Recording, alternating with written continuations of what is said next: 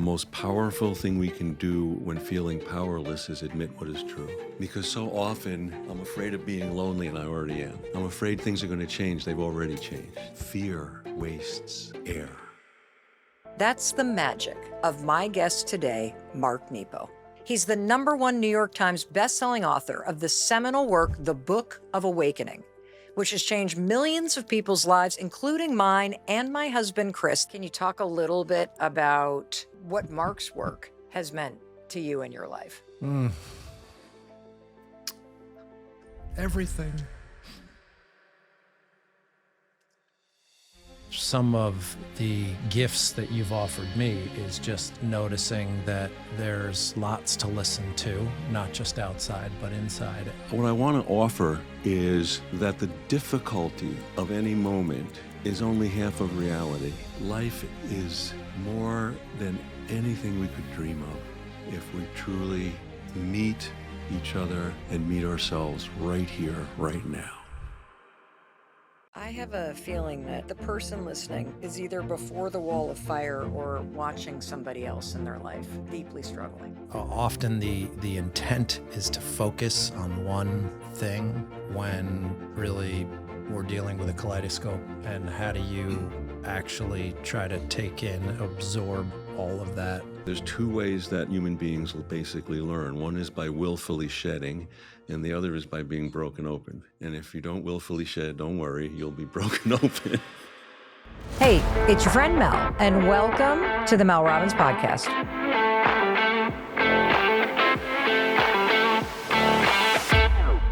Mark Nepo, it is an honor to welcome you to the Mel Robbins Podcast. Well, it's an honor to be here. I'm so appreciate you've all made me so welcome. I'm just so looking forward to being together. Me too. And Chris Robbins, this is your debut in the Boston studios. Thank you for being here too. Thanks for having me in. So, Mark, I'd love to start by having you speak directly to the person who's here with us, who made the time to spend it together with you today and me and Chris, and to learn from you. And I'd love to have you just speak to them and share what they could experience in their life that could be different. Yeah. So first, thank you for being here and taking time to gather like this. I think some of the things that are so important and available to everyone is that life is always where we are. I think one of the big menacing assumptions in the modern world is that life is other than where we are. It's over there. You know, the FOMO, fear of missing out. You know, there is no there, there's only here. And great love and great suffering are the great teachers of this.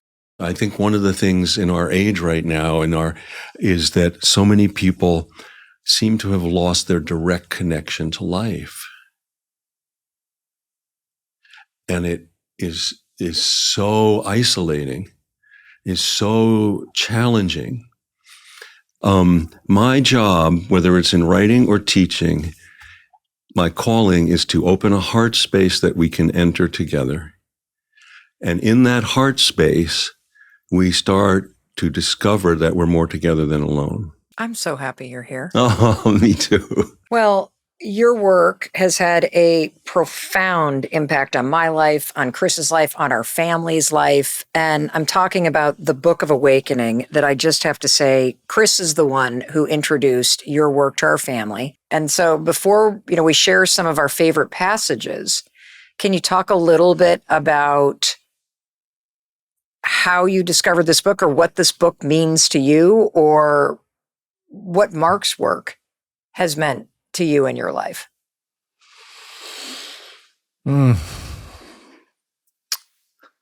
Everything.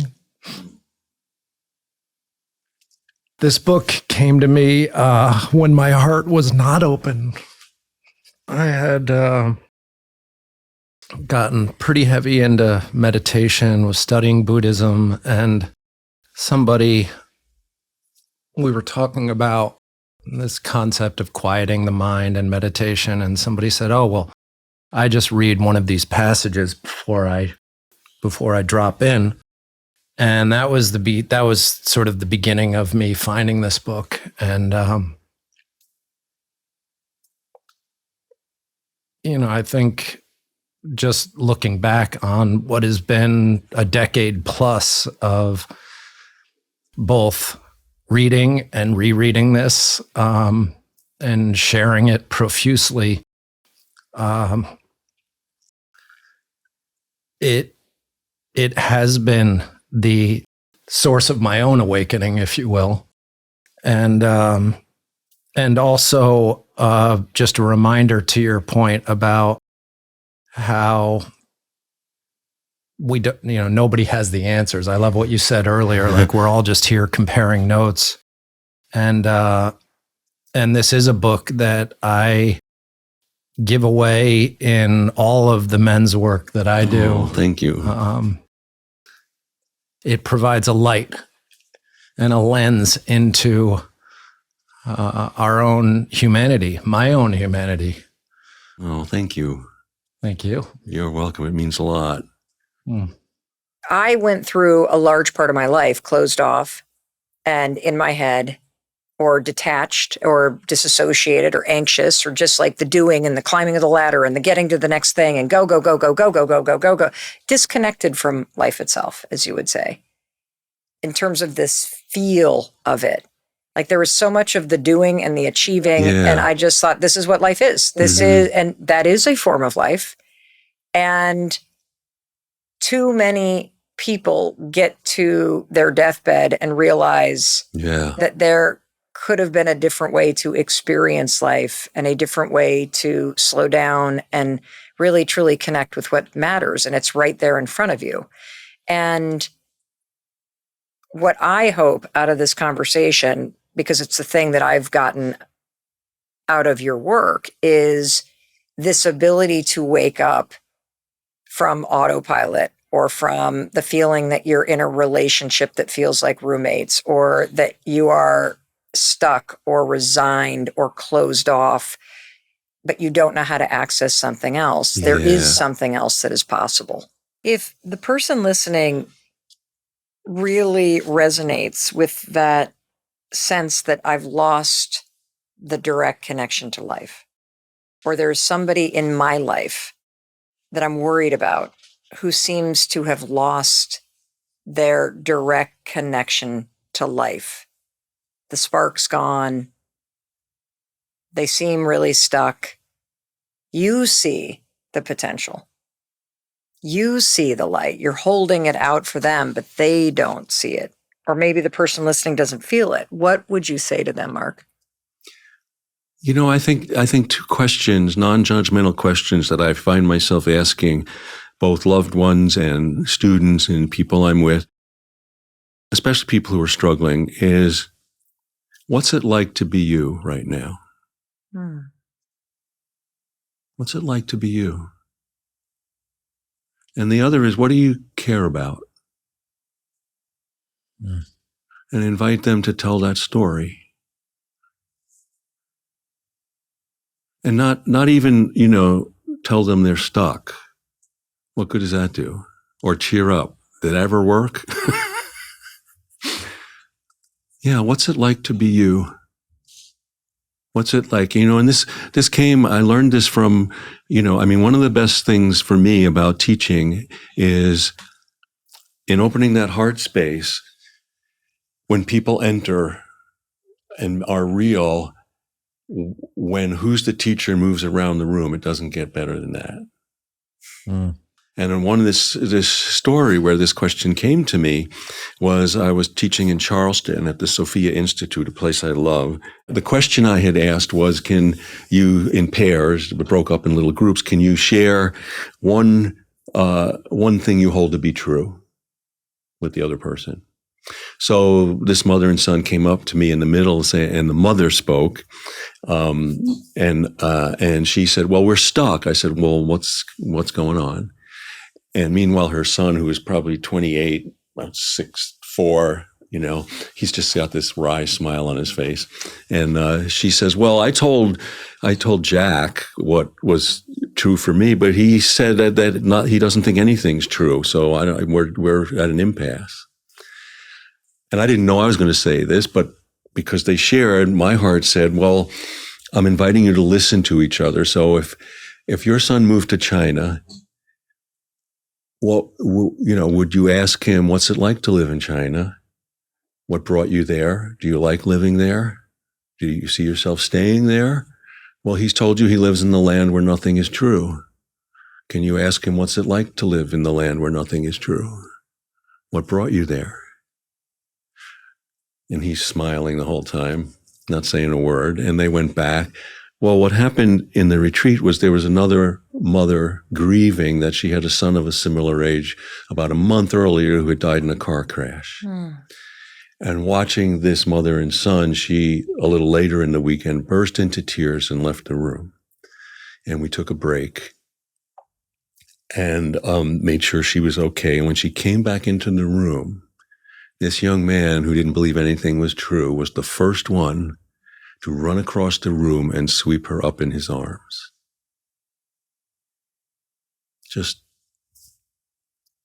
And so at the end of the retreat, as we were saying goodbye to different people, and he was taller than me, and he came up and I said, can I share something with you?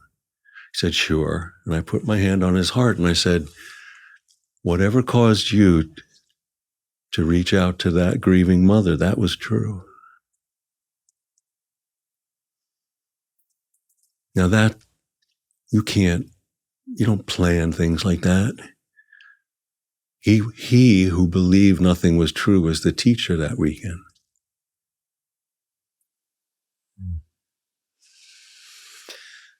It's one of the,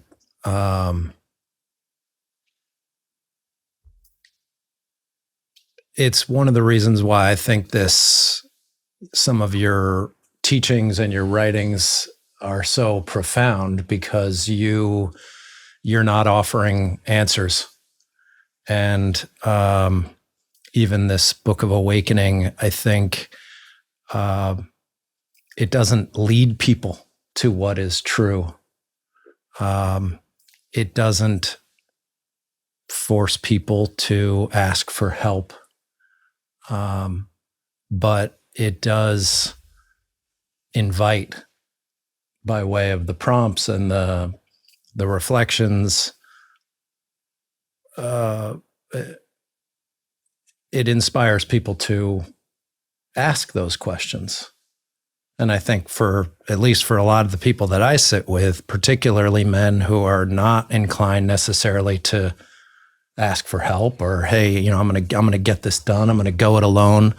I'm not sure that it's always so clear what is true or what help is required. And so I'm seeing, at least even in this conversation, that's part of what, without me even knowing it, has spoken to me, because it's given me the space and the presence of mind to even ask these questions of myself, or, in the case of Mel and I, just doing it together with friends and with one another. It's your story of that young man speaks volumes to that. Oh, thank you. And this is the blessing, because for me, this is how I learn. The Book of Awakening sits on both sides of our beds, because we do not want to share a copy, although I am holding Chris's copy because I forgot to bring mine. And so I'm like, Chris, bring yours. And it is a beautiful collection of daily reflections that were born out of a very challenging time in your life when you were dealing with a cancer diagnosis. So can you talk a little bit about that period of your life and what was happening that led to this series of essays? So when I was in my early 30s, and I was in just finished graduate school, and I was a young poet who I hope maybe if I worked really hard, I might write one or two poems that maybe would matter or be thought of as great, And then all of a sudden I was stricken with a rare form of lymphoma, and everything was upended, and I was in the hospital, and it was in my skull bone. It had grown to the size of a grapefruit. And then when someone told me I had cancer, I walked out that door And that was the first life-changing moment, because the door I had come in by was no longer there. Life before that appointment, there was no way back. And now I was in the new world. And now in that moment, everything was difficult, fearful. And then I had to somehow, everyone, and this is the kind of common passage, everyone that all the spiritual traditions talk about, everyone will be dropped into the depth of life at some point. And sometimes, a lot of times we talk about it because difficult, life-challenging things bring us there. But it's not just that. We're not deifying suffering. It's not just that. It could be wonder. It could be beauty. It could be being loved unconditionally for the first time. It could be all kinds of things. But it happened to be cancer for me. And so in that journey, I had to drop under the pain, the fear, the worry. Again, not to run from it, but to access something larger than me. And this is maybe the difference between effort and grace, so that the effort is to be ready so that when grace comes, you receive it. And we can talk about grace very simply outside of religious connotations as the larger currents of life that we're always connected to. And if we're open to them, they will carry us. I'd never been through anything difficult, so I was terrified. I mean, every doctor or nurse I met, I said, "I'm Mark, put me out." They thought put me out was my last name. Yeah.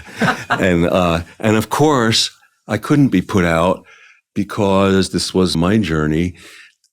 They didn't, in order to be ready in case I needed to go into surgery quickly, they couldn't give me anesthetic ahead of time so it wouldn't be used up. So I had to go through all these things pretty much awake or with local or things. So there I was being challenged to feel it all, to face it all. So I had my first chemo treatment. I went into a Holiday Inn with my former wife and dear, dear friend, who were still dear friends after all these years. And the only medicine they gave me was oral, so I started getting sick. This was after I had a rib removed in my back, so 2 weeks earlier. So I'm getting sick and throwing up every half hour and feeling like it's got to stop. And I was feeling afraid, in pain, not sure what's going on. And somehow, and this is what I mean about being ready for grace, all of a sudden the sun's starting to come up, and because I was open, and maybe open because of all the pain, exhausted, it occurred to me that somewhere nearby a baby's being born. And somewhere nearby a couple's making love for the first time. And somewhere further down the road, a father and a son who haven't spoken years are finally sitting down and having coffee. And it was in that moment that I discovered that to be broken is no reason to see all things as broken. I was raised Jewish. I have a great tie to the Jewish heritage. But through all this, I became a student of all paths. And that's informed all my books, all my teaching. And because then, and even all these years later, because the tumor in my brain vanished, that was a miracle. The surgery removed the rib, that was a miracle. Even the damn chemo was a miracle. So I was not, and am still not wise enough to know what worked and what didn't. And I feel like I was challenged to believe in everything. And so I really see the common center of all formal and informal paths, the unique gifts of each, and how do we share them? How do we make use of them? Well, what I love about this book so much is, first of all, I really appreciate the format, that there is an essay every day that you can read that takes you 5 minutes or less, but that has you, as you say, drop into the depth of life. And I read a page and I drop in and feel very centered and connected to something larger, and I feel very present in the moment. And then I close it and feel very satisfied. And if I read it the next day, great. If I forget about it and I open it up a month later, Sure. great. There it is, like an old friend to greet me. Yeah. And I would love, Mark, to have you read one of your favorite essays to give the person a sense. So this is one of my favorite passages. It's June 6th, and it's called Two Monkeys Sleeping. We wandered into a corner of the Central Park Zoo, and there, despite the dozens of tourists pointing and tapping the glass, two monkeys were squinting on a perch of stone. To our surprise, they were both in deep sleep, their dark heads bowed to each other, their small frames limp. What was amazing was that their delicate hands were touching, their monkey fingers leaning into each other. It was clear that it was this small, sustained touch that allowed them to sleep. As long as they were touching, they could let go. I envied their trust and simplicity. There was none of the human pretense at independence. They clearly needed each other to experience peace. One stirred but didn't wake, and the other, in sleep, kept their fingers touching. How deeply rewarding the life of touch. Each was drifting inwardly, dreaming whatever monkeys dream. They looked like ancient travelers praying inside a place of rest made possible because they dared to stay connected. It was one of the most tender and humbling moments I've ever seen. Two aging monkeys weaving fingertips as if their touch alone kept them from oblivion. I pray for the courage to be as simple in asking for what I need. You know, I read that and I can picture it. And then I immediately have a very small-minded thought. How is it that Mark goes to the zoo and sees something so profound, and I see the other monkeys throwing poop and my stomach grumbling? And, you know, I'm joking, but we're talking about the heart space, and we're talking about the depth of life, and we're talking about kind of the noticing of what's right here. What do you hope that essay stirs for somebody? The courage to stay connected, both to ourselves, each other, and this larger mystery of life.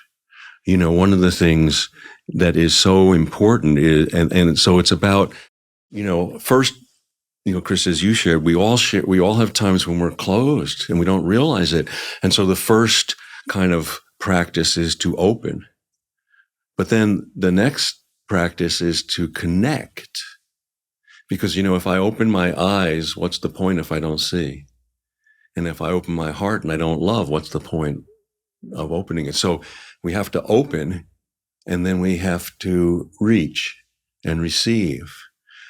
While the poop is being thrown, because, you know, we talk about things in life, we separate them so we can make sense of them, but that's not how they exist in life. Like, so we talk about suffering and we talk about beauty, but, you know, there's a great table, a geological, beautiful, organized table of all the elements. But if you go and you cut into a mountain, they're all jumbled up, and that's the way life is. And so when while we're suffering is when we need to let beauty in. While we're closed is when we need to find the quiet courage to open.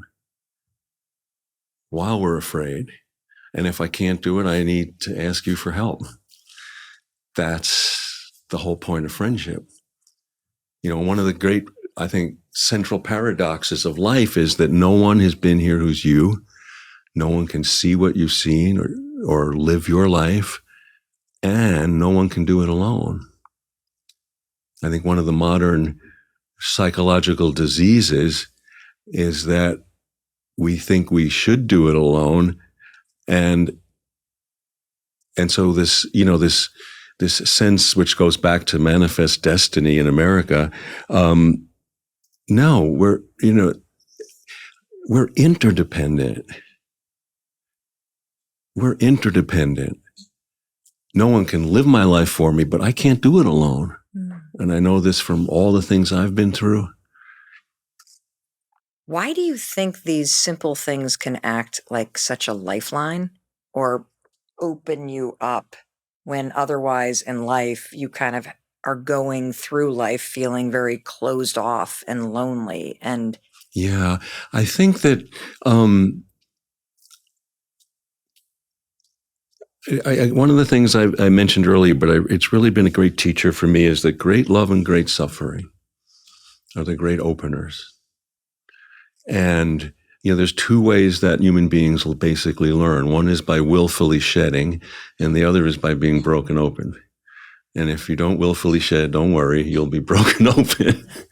And often it's a combination. And so words and phrases and expressions that matter are expressed in those openings. And therefore, whether it comes from me or you or a friend while you're struggling, those are the great openers. And then it's open. That's why it's important to have that heart space open. So when that comes, yes, a phrase, I had a dear friend and mentor who lived to be 102, Joel Elkes. He was a child of the Holocaust. He was a doctor. He was a watercolorist. I met him when he was 80 and thought, how much time do we have? And we had 22 years. And, one sentence he said to me when I was just beginning years ago was such an opening for me. He said, you have a gift. Honor it and let it be your teacher. And, at a time when I wasn't sure I had a gift, that was such an opening for me that really has stayed with me my whole life. what does that mean, you think? Like, can you unpack that a little bit? You have a gift. Yeah. Honor it and let it be your teacher. What is that? Well, Because you also said everybody has a gift. Everybody so how has do a you gift. honor your gift, and how do you let that gift be your teacher? It could be, you might have a gift for growing things. That's the call of your soul. Where we use it in the world, how are you going to grow things? Are you going to grow plants? Are you going to grow people? Are you going to grow children? What are you going to grow? And so this is where we apply it in the world.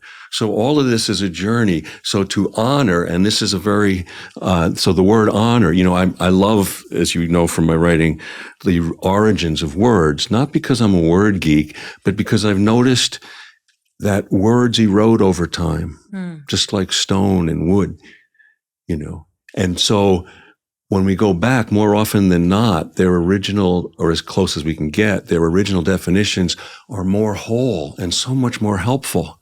So honor, I love the original definition of the word honor. Honor means to keep what is true in view.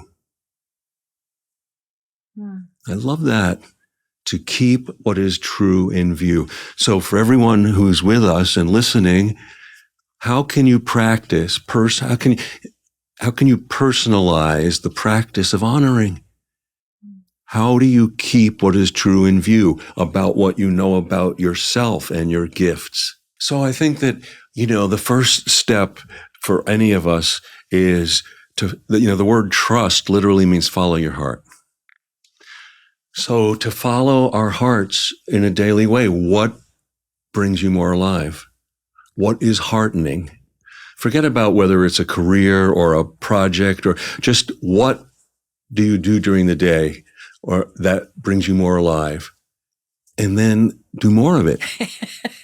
It could be staring at the sky, or it could be making meals for friends, or it could be stamp collecting, or it could be, I have a dear friend, the friend Paul, who helped me through my cancer journey all those years ago.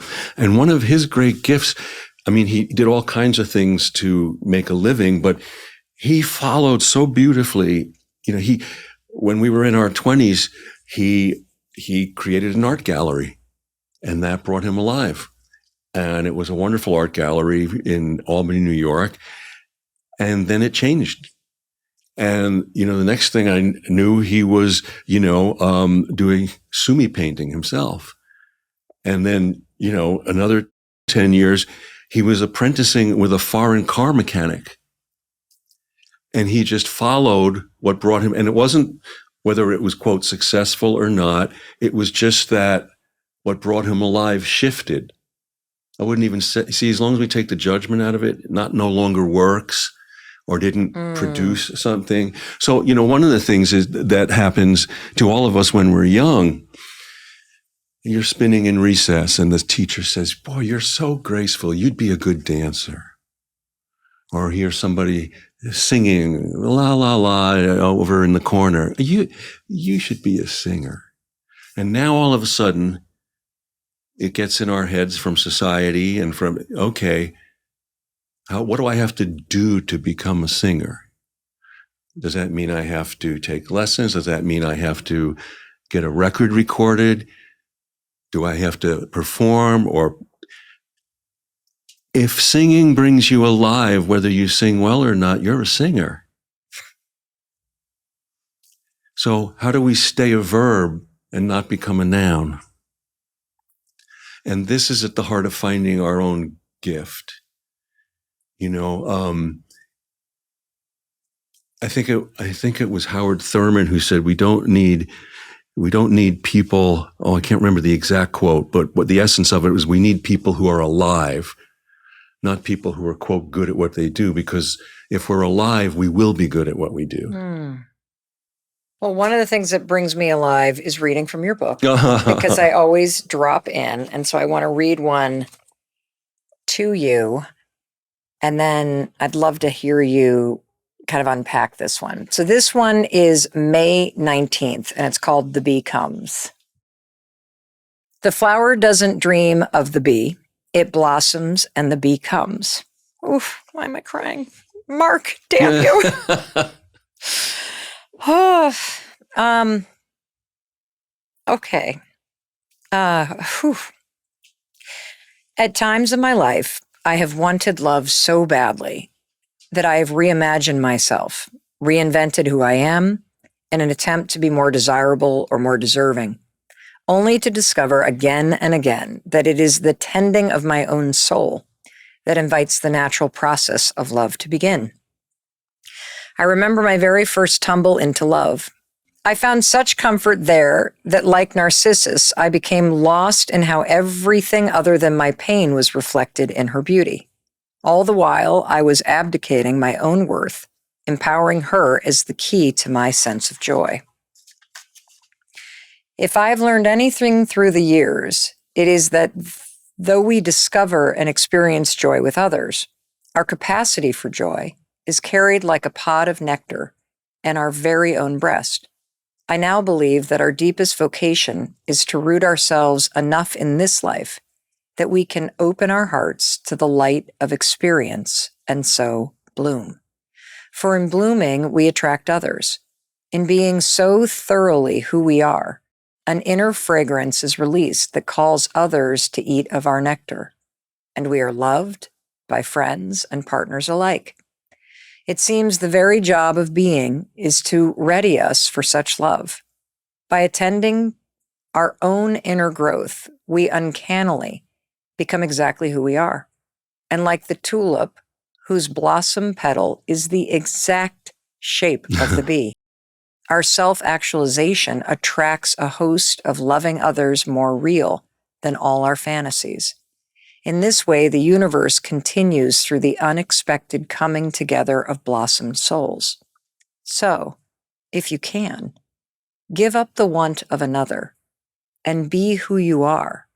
And more often than not, love will come at the precise moment you are simply loving yourself. It's so beautiful. Oh, thank you. You read it beautifully. And you also give a prompt that helps you take it deeper. You say, identify one trait that makes you feel good about who you are. Your laugh, your smile, your ability to listen, or the sound of your voice. Take a moment and give thanks for your small goodness and for the potential love of others. It's so beautiful. The next time you exhibit this goodness, notice how who you are affects others. So one of the things about all my writing is that, like the bee, the flower doesn't dream of the bee, it blossoms and the bee comes. I didn't know that when I started that. And this is where over time I've discovered that the creative process and the introspective process are really the same thing. I just happen to write it down. And so there are so many lessons. And one of them, which is, again, the sense that we don't know. So for anyone, by being authentic, we are given insights. And so when I start things, I am following what is real or troubling or wondrous or confusing for me. And then if I am true, I'm rewarded with an insight. And that, of course, is the insight of that whole entry. And I didn't know that. And then so now that becomes my teacher. And so this is how we can give our hearts attention. And what comes by being real gives us clues to our own gifts. And so one of the things that reveals about a kind of like a law, if you will, of a spiritual law, and this often we see this with first love, where in high school, you love me, and which means you see something in me I haven't yet seen. And now, oh my God. And I think you've got the switch to my light. I can't let you out of my sight, which actually is very self-centered. But nonetheless, I'm just like, oh my God, I'm head over heels. And what we learn over time is the greatest respectful gift we can give to someone who loves us is to own our own light. You saw it, but it's my switch.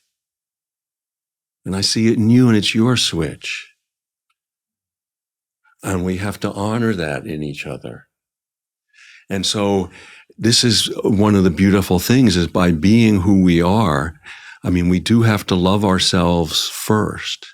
How, though, would you invite somebody who really wants to be more loving of themselves first and to find the switch? So with all the things we're talking about, I would always try to come down to small steps. Okay. And so one is, can you identify and spend time with one thing you feel good about yourself? Can you give me an example? You're a good listener. You're a good storyteller. You're good at showing up when people need you. You're good at asking questions. You're good at finding the missing piece. You're good at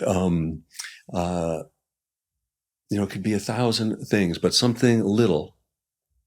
And then to pay attention, not just that you feel good when you do it, but what is it opening in you? What's going on? I always encourage people to use their own life as a case study. Just like DNA, everything's embedded, all of biology is embedded in DNA. Well, in our heart, everything, when we touch something real, all of humanity is embedded in there. And so how do we, so if I am good at listening to a friend,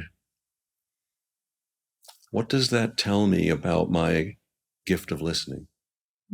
How do I then listen to myself? How do I take that listening and apply it to myself?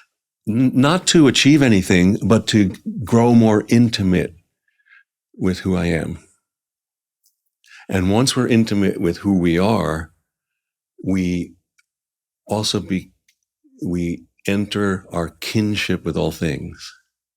Why does it begin with being intimate with yourself before you can be connected to everything else? Do you see what I mean? So to speak that, let me go out a little bit, and all those traditions speak about it, but I really love how the Hindu tradition speaks about it. And so we all have heard the term namaste or namaste. I say namaste. That's the Brooklyn way of saying it.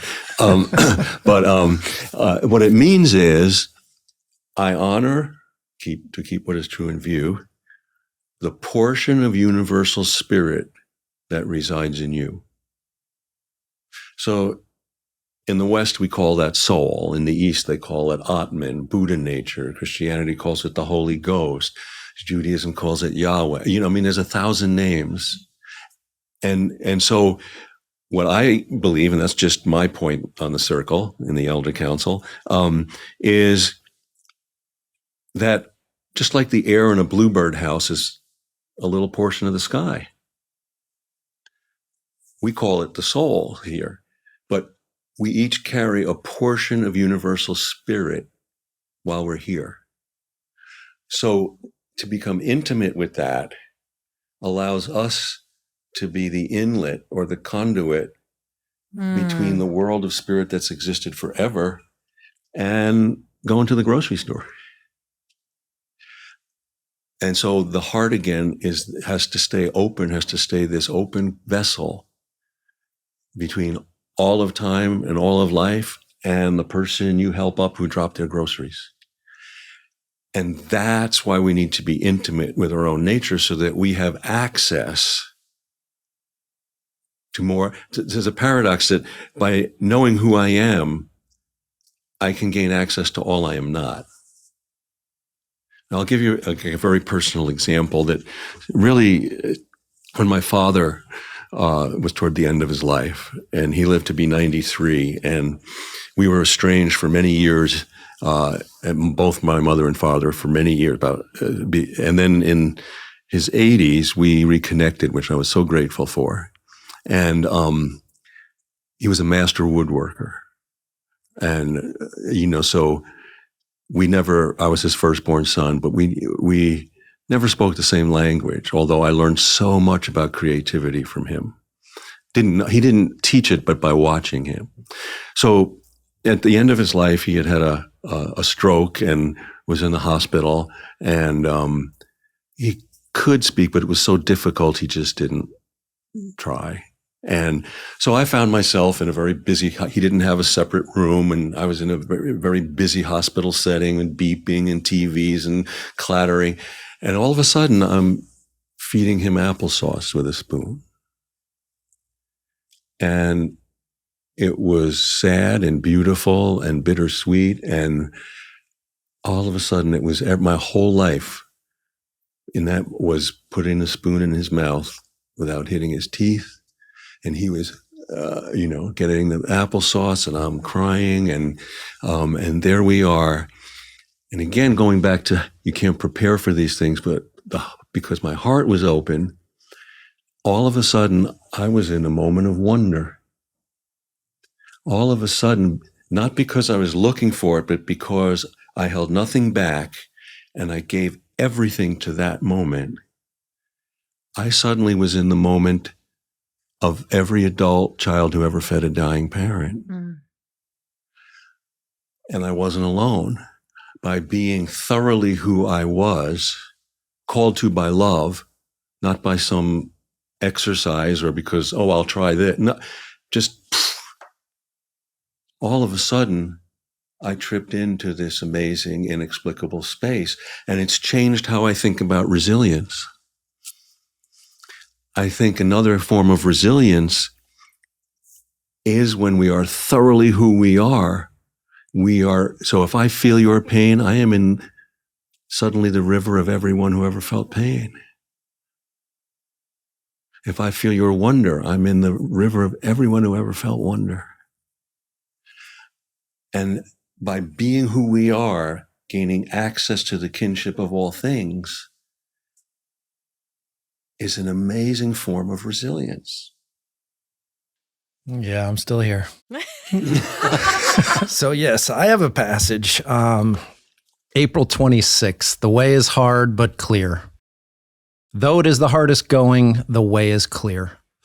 The naturalist and environmentalist Kevin Scribner tells us that salmon make their way upstream by bumping repeatedly into blocked pathways until they find where the current is strongest. Somehow they know that the unimpeded rush of water means there is no obstacle there, and so they enter this opening fervently, for though it is the hardest going, the way is clear. The lesson here is as unnerving as it is helpful. In facing both inner and outer adversities, the passage of truth comes at us with a powerful momentum because it is clear, and unimpeded. And so where we sense the rush of truth is where we must give our all. As human beings, the blocked pathways of our journey can take on many forms, and whether it be in avoiding conflict with others, or in not taking the risk to love, or in not accepting the call of spirit that would have us participate more fully in our days, it is often easier to butt up continually against these blocked pathways than to enter fervently the one passage that is so powerfully clear.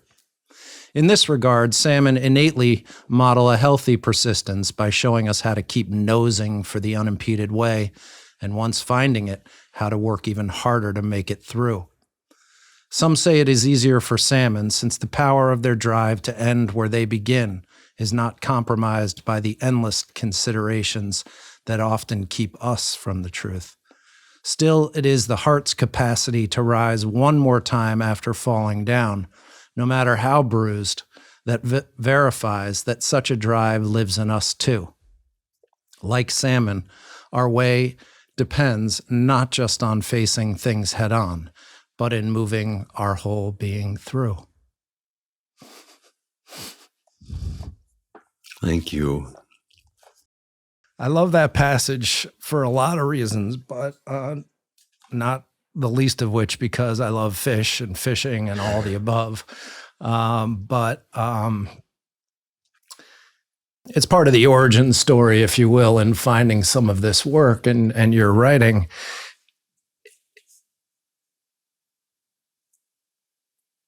Is that I think that there were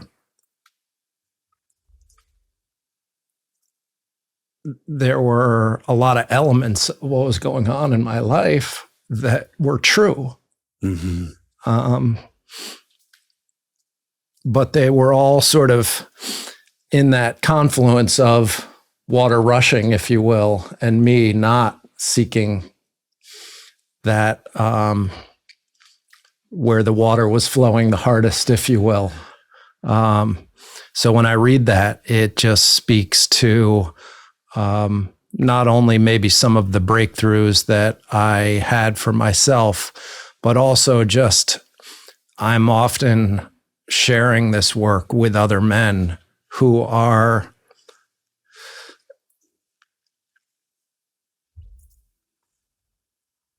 often working as hard as they can. Yeah. And feeling like they are trying to nose their way through the tough stuff. But, it's not when you're in the middle of it, certainly for the salmon in the middle of the river, like it's not always that apparent. And Yeah. of course, a lot easier to sit in the eddy Yeah. and catch your breath than really go for it. And so this is a lot of what I find myself in conversation about is finding that, at least discussing what could be true. Yeah. And then trying to inch ourselves towards that rushing water.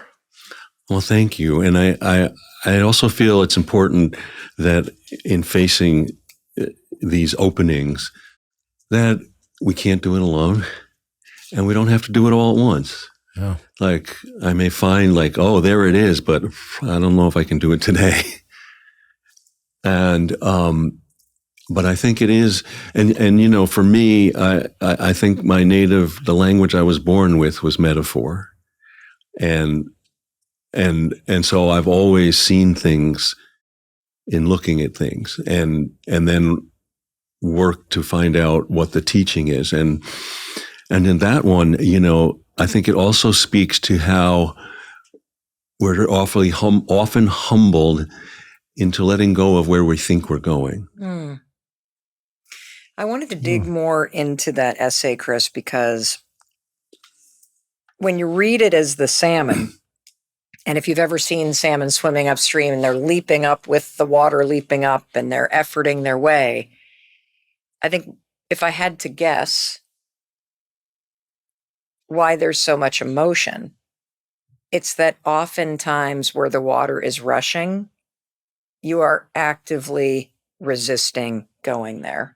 whether it's ending the relationship or admitting to yourself that you're not happy, or it is getting sober, or it's deciding that you want to have a deeper spiritual experience, that you or deeply all of the above. just do them all at once. But that you know and you feel the pull, but you spend, for many of us, years, if not decades of your life bumping against the rock, feeling the pull and scared to turn toward it. And I think that's when you get this lesson and you get it over and over in life and you go, oh, of course. Oh, I wish I would have made that decision 5 years ago when I first felt the water rushing there, but I was scared. And then I feel like your tears, because you sit in circle with so many men on Soul Degree, your retreat, that you see the pain that we cause ourselves unknowingly because we are scared of that rushing water and scared of where it's leading. And so I'd love to hear, I'm just throwing it into the circle here. I mean, I think the way you describe it is spot on. I mean, if you take the salmon out of it, I often think about it kind of like, Superman must feel right before he breaks his face through the brick wall and sort of gets to the other side, if you will. But that is where the most force, or to what you were saying, Mel, just about resistance, and how, of course, resistance pops up often in just fear. And well, if I go back to what you said, Mark, the word trust is follow your heart. Yeah. And a lot of times in life, that rushing current, deep down is where your heart is leading. Mm. Well, and and I think it also can appear in many ways, that clear rush way. It can be admitting what is true. It can be admitting our limitations. It can be putting down a dream that turned out to be a cocoon for the dream we didn't see coming. Mm-hmm. And I also think that, your compassion for those you work with is so touching. And it challenges us that we can't rob anyone of their journey. And all we can do is help them. I mean, certainly if you fall down, I can help you up. If you're bleeding, I can get a Band-Aid or call the doctor. But inwardly, this is what compassion really means. The word literally means to be with. And so to be with you means I agree to feel your pain. Yeah, I agree to feel your joy. But I can't. This is another example of no one can live your life, but we can't do it alone. One of the things in our world that we suffer in the modern world, especially in the West, is, we feel like we're entitled to a stress-free, conflict-free, sensation-free existence. Well, that's death. If we're here, what we learn from is the full range of being human, which includes all of it. And so, to follow your heart and trust that you'll feel things, and you may get nicked, and you may break a leg, or you may break your heart. But the portion of universal spirit that you're blessed to carry is stronger and more whole, and will carry you through it. And also the humbling thing to always ask for help. Is there something that you say to yourself when you are standing before one of those walls of fire in life? There are cloudy days, but the sun never stops shining. That doesn't mean that when you're under a cloud and that's real. It's wet, it's damp, you get cold. And the sun doesn't stop shining. And we are challenged with the open heart to relate to both. You know, the old saying that is the glass half full or half empty? It's always both. I find that such a useless, because then we spend time either trying to be in the full side or it's always both. And what we're talking about, the challenge of being fully here, is how do we stay in relationship to both? I always say when people say that, it's really about the glass. And you can fill it with whatever you choose. Yeah. And you can empty it out, which forces you to be in relation to what's in it. That's wonderful. You know, if the person who's listening, Mark, literally is like, I just want to look at life the way that Mark does, where do you suggest that they begin? Well, the first thing is, I encourage you not to look at life as I do, but to find your own direct connection with life. And I'll meet you there. And this is so important because it's not about being like anybody else. We start by admitting what we don't know. We start by opening our heart. And there's a practice, the word admit. And I love this because it has two meanings. Admit means to declare or confess what is true, but it also means to let in. And these things work together. The more that I admit what's true, the more I let in. The more I let in, the more I'm capable of admitting what's true. So I invite people to start by admitting what is true. You know, Mark, I love that you said that, because one of the things that I believe and I say a lot is that all it takes to change your life for the better is to admit that how your life is right now, or certain aspects of it, doesn't make you particularly happy. That just declaring that truth allows in a different possibility. I think, in one of my poems, I don't have it with me, but there's a line, that the most powerful thing we can do when feeling powerless is admit what is true. Because so often, I'm afraid of being lonely, and I already am.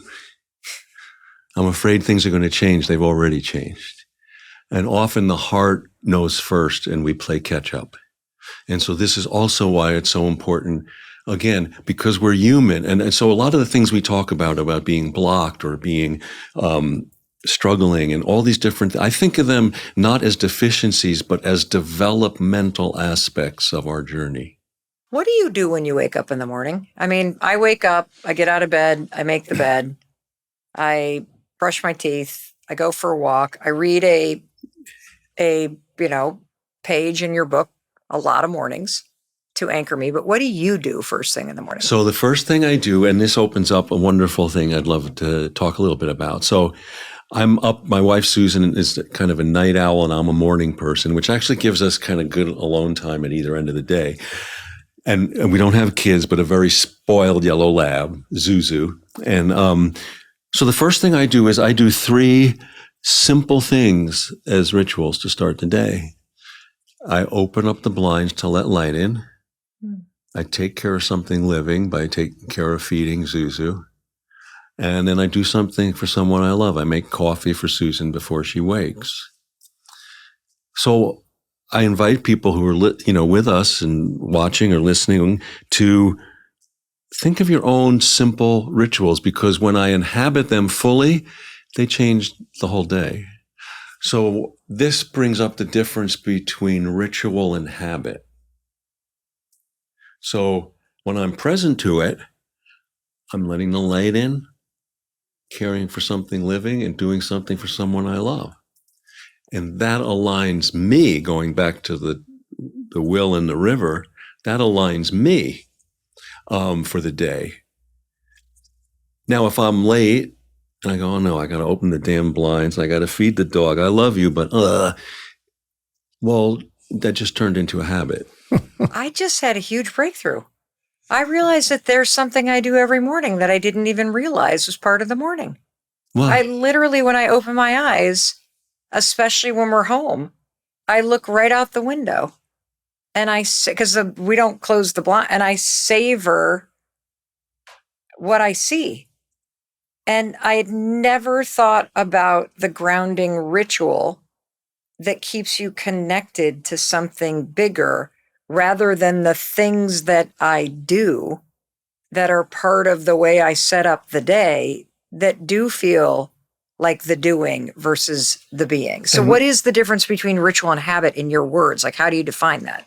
So it's being present and open-hearted. So the thing about self-awareness, and this is a good example of the work of self-awareness. So I'm rushing through, I'm late. Oh, I got to open the damn blinds. But I can stop and go back and say, I'm going to be present and make it a ritual again. And we can do that like that. So it led me to find the origin of the word ritual, which goes back to a Sanskrit word, RTA, arta, which means the hidden order of the universe. So rituals that we make ritual by being present and open-hearted reveal the hidden order of the universe. And it's something that anyone can do even in the middle of the day. If you realize you're not present, stop, okay, no judgment, back up, do the simple thing open-heartedly.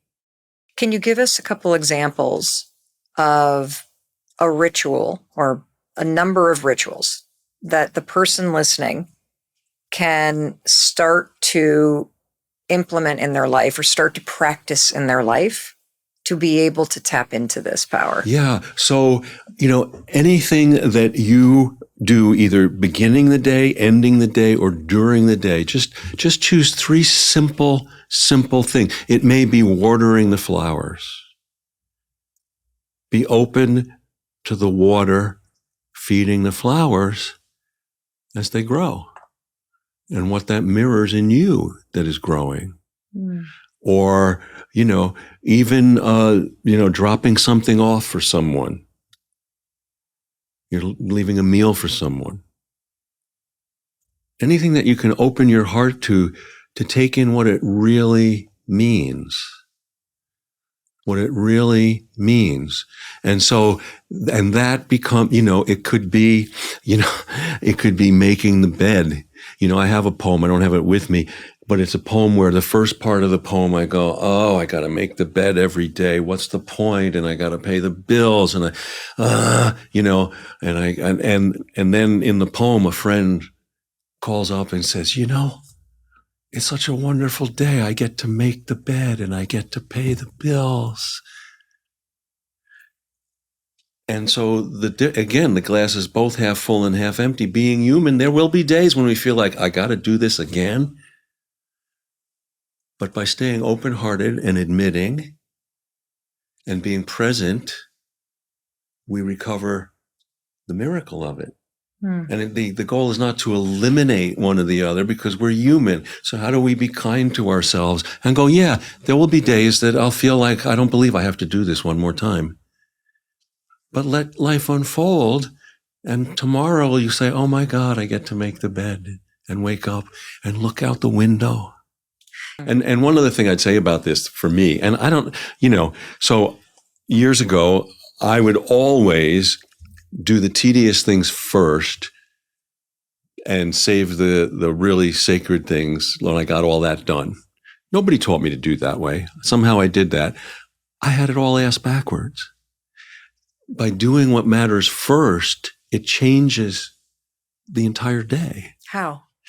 Because my lens, my aperture of heart and mind is wider and deeper, and the tasks are not as tedious.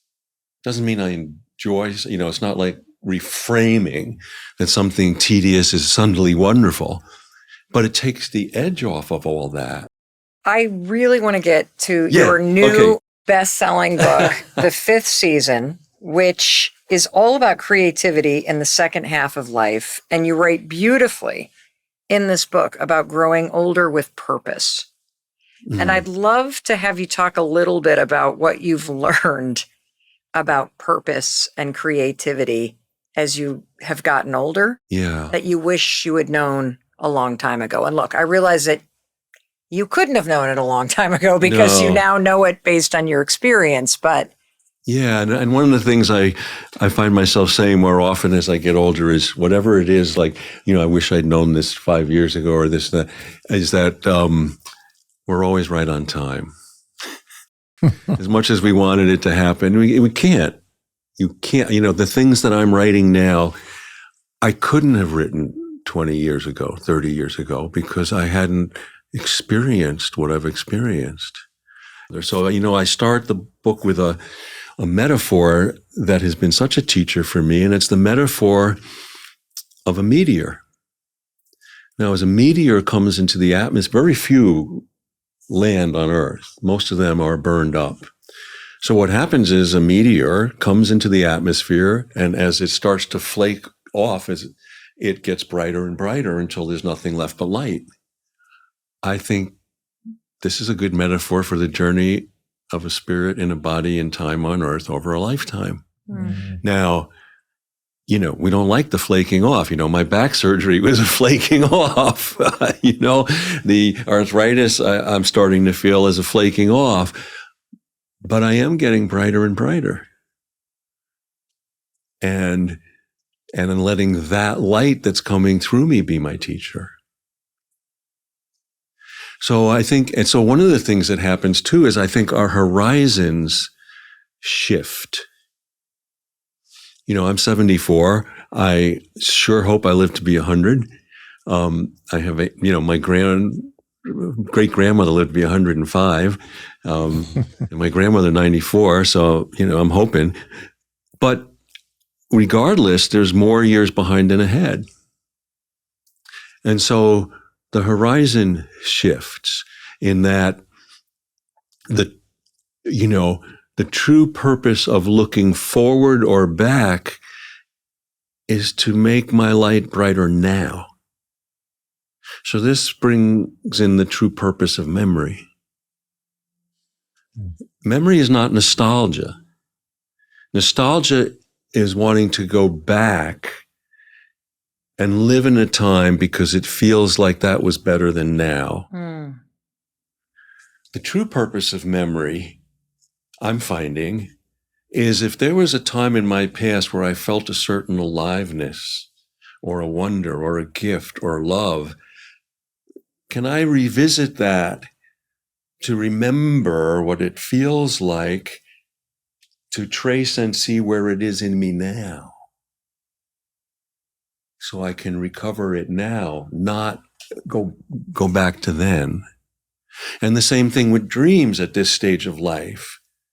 If I'm dreaming forward, it's because I'm allowing something in me that wants to be born to come out. And how do I take that and see where it lives in me now? So actually, this, though I'm learning this later in life, it's actually very helpful practice no matter what age you are. if there's kind of one message that you hope someone carries with them after being here with us and really taking in the gifts that you've given us today, the things that you've shared with us, what do you hope the person carries away from this conversation? Well, that we are more together than alone, and that we need each other. And I would also, I would want to share maybe two notions about faith and a poem. Sure. And the notions about faith, the one is the Buddhist word for faith is sadha. And it means, and I love this expression, it means resting the heart in what is true. Resting the heart in what is true. And I think that's an inner definition of, not faith in a doctrine or a tradition or a saint or a sage, but functional faith.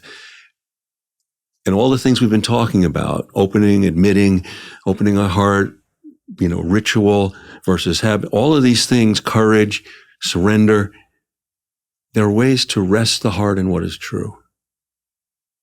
And that lets us stand by our core. Mm-hmm.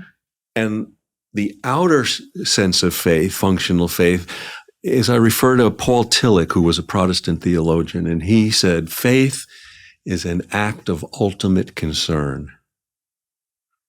I love that. So what I love about both of those is by resting our heart in what is true, what's in the heart comes out through the hands in the world. So how do we practice personally resting our heart in what is true and giving ourselves to acts of ultimate concern? And I think those are two wonderful practices to devote ourselves to. So the poem I'd love to end with is one of my poems called Free Fall. If you have 1 hour of air and many hours to go, you must breathe slowly. If you have 1 arm's length and many things to care for, you must give freely. If you have 1 chance to know God and many doubts, you must set your heart on fire. We are blessed. Each day is a chance. We have 2 arms. Fear wastes air. Mark Nepo, what are your parting words?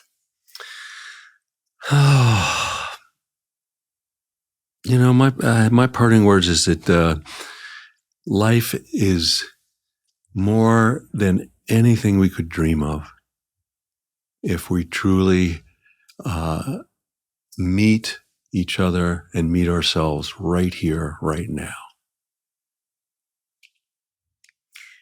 Well, I want to thank you for teaching me how to do that. And I want to thank you for getting on a plane and coming here to our studios in Boston and sharing everything that you did. It has been a real honor to finally meet you.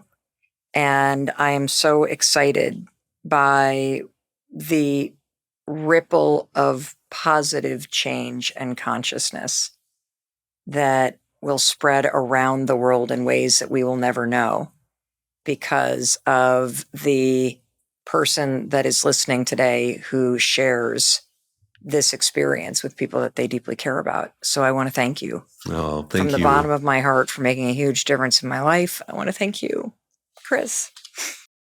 I love you. Thank you for being here. I love you too. And I want to thank you for choosing to spend time listening to something that could open up your heart and change your life. And as your friend, I wanted to be sure to tell you, in case nobody else does today, that I love you and I believe in you and your ability to create a better life. And opening yourself up to the magic of life itself, that's certainly going to help you create a better life. And I really want that for you. So that's all I got to say, because I think I got to go cry or read a Mark Nepo passage. But I'll be waiting for you in the next episode. I'll be there to welcome you in the moment you hit play. I'll see you there. And thank you for watching all the way to the end. And you're going to love this next video, and I'll be waiting to welcome you in the moment you hit play.